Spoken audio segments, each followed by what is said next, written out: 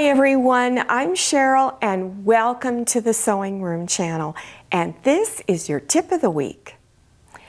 A few days ago, a viewer left a comment and she liked this little, it's called a gift card case, or you could put money in it and give this as a gift. But she noticed that my fabric had a directional line to it, and she wanted to know how I got the ho-ho-hos to go straight across. She didn't quite understand how she should lay her fabric.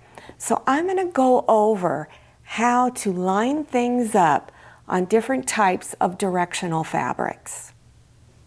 So if you're wondering what directional fabric is, because the ho-ho-ho was kind of small, they're usually lines like this, lines that are going in a specific direction. Here's another example.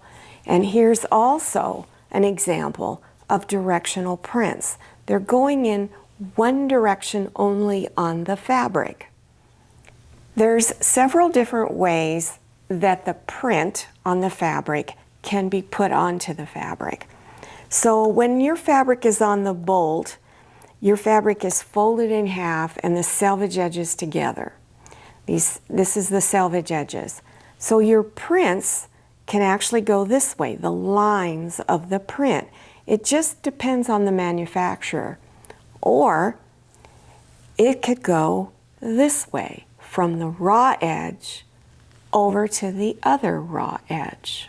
So here's my little paper bag, my little mock-up of it. And let's say my stripes are going this way.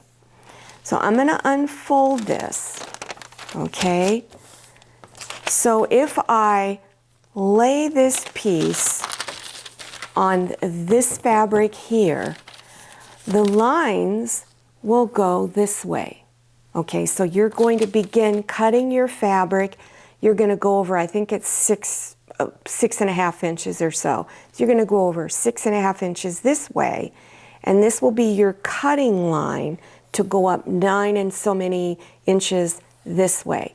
So your piece is cut along here. Now let's say your fabric lines are going in the opposite direction. So now I'm going to take this piece and I'm going to lay it this way so that this top edge here, the print will go across this way. Now sometimes you have prints where there doesn't seem like there's any particular direction to it. They're all facing different way, all these pumpkins. But let's say you want to cut this out and you're wondering, and you need to cut a square. How do you go in and get this centered? This is what we call is a fussy cut. Now, this is a ruler I bought a long time ago. I saw it on a show on television, and this is a tool the person was using to help do a fussy cut. So how it works is you take your fabric, and I want to cut an 8.5 inch square, and I lay this down on top. Well, the problem with this ruler, you've got this nice little opening in here. It's not an 8.5 inch square. So the ruler was kind of complicated for me to use to get this to go the way I wanted it to go. So let me show you one other way of doing it. This is a ruler I use all the time, and I've gotten a lot of use out of it. So if you're just getting started in sewing and quilting, the best ruler to buy that I recommend is a 12.5 inch square ruler. You will use it a lot. So what I did on my 12.5 inch square ruler, I went and I put some tape on a line called, it's the 8 inch line, and I put it on here because I want my square to be 8 inches for my pot holder. That's how big I cut my fabric for the pot holder. Once you've decided where you want your lines, then take the ruler and place it on top. And then center the area you want to cut on the fabric within this space. And since I want this, I've realized that it's about an 8-inch area of free space around most of this. So get this centered.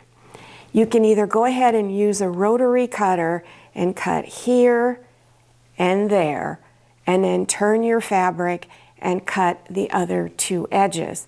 So that's how you can do a fussy cut, and you can get it centered right in that fabric. Well, I hope this tip of the week was helpful to you. And if you're interested in this little card holder, I will have a link to this tutorial down in the description section.